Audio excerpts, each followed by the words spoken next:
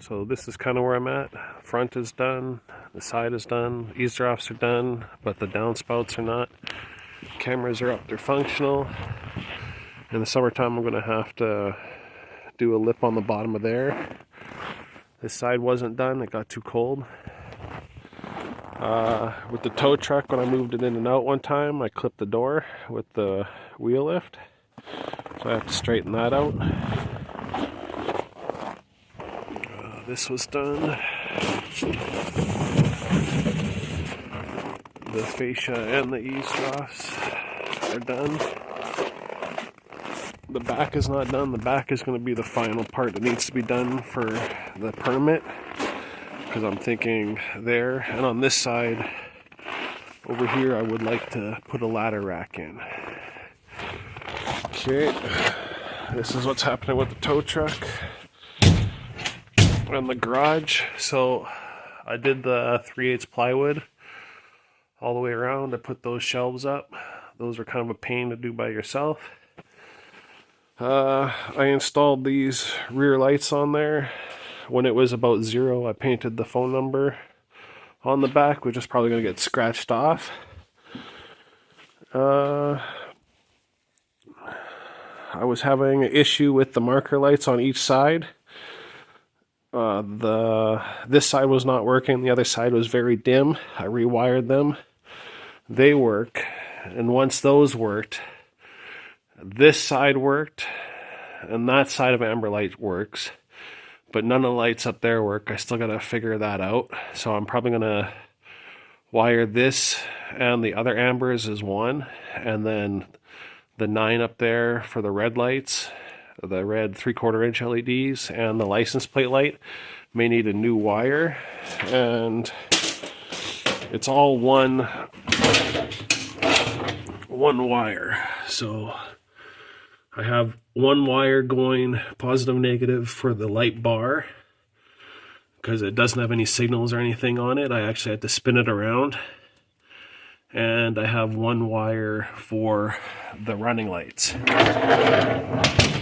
And then for safety, you need a license plate light for safety, so that's why that got installed on there. When I got the truck, this was taken off because the light bar was not working.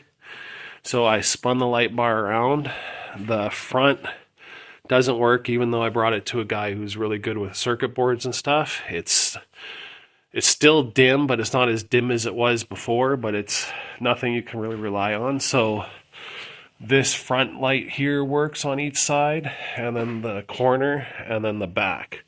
So I figured if I spun it, I can still use the light bar for what's behind me, and then I've got the strobe lights in the front here at the headlight. And then for safety, this marker light doesn't work. I changed the bulb, and that doesn't work, so I'm going to piggyback off of this marker light to this one, because with how cold it is and stuff, I'm never going to find, like if you look in there, you're never going to find that. I could go under, I could take everything out maybe. We'll see, but and try and chase it properly, but I'm thinking if I just piggyback it off, that'll be good enough to pass safety. So I got all the board back there done. So in the garage right now, it's about -11. Outside, it's about -22.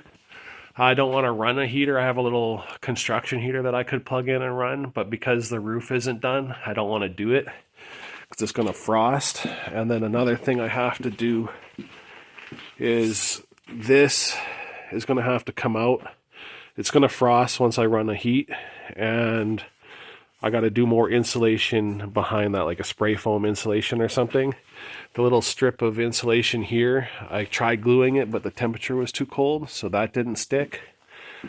For the inspection, all I got to do is put the drywall up and cover those up, and I'm guessing I need the downspouts installed. They said eavesdrops, but I'm guessing downspouts are part of that. I'll show you what I mean by the lights not working. So those ambers work, the red doesn't work. And it's one wire, goes across. And if I unplug the light, it should still cross. These amber work, so I have no idea. I'm thinking maybe, because when I wired it up, I used a 12 volt inverter, or a 120 volt to 12 volt inverter. And I'm thinking they need to be flipped again, because this is wired up black as positive and white as negative. And I'm thinking with the inverter, those LEDs may have wanted it flipped. The other thing, so I'll show you what I'm talking about with the thing. So flash and beacon. So you can see the strobes work on the front. They work on the side. And they work on the back. So this is about where I'm at with the truck. Once I figure out the wire there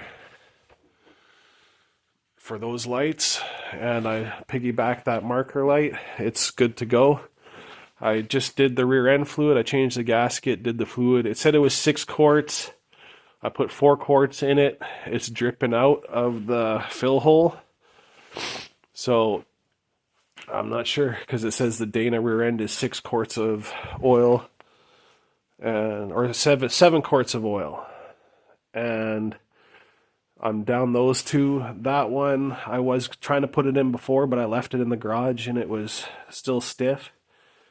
So these ones I had in the house, they're still, you know, you can do the fluid. The fluid is fluid, but if you compare it to something that's left in the garage, like that, this one's still moving, but barely. Like when I had the little cap on, just a couple drops came out. I got to clean this area, and that's pretty much it. I can't really do any welding in here. My first heat gun crapped out in the cold weather. I think by using it when I was doing the wiring here, it condensation, and then the little switch over here where you can pick crapped out. I tried to test it and put a regular toggle switch in. That didn't work, so I had to buy a new heat gun. Other than that, that's kind of where I'm at. All right, thanks for watching.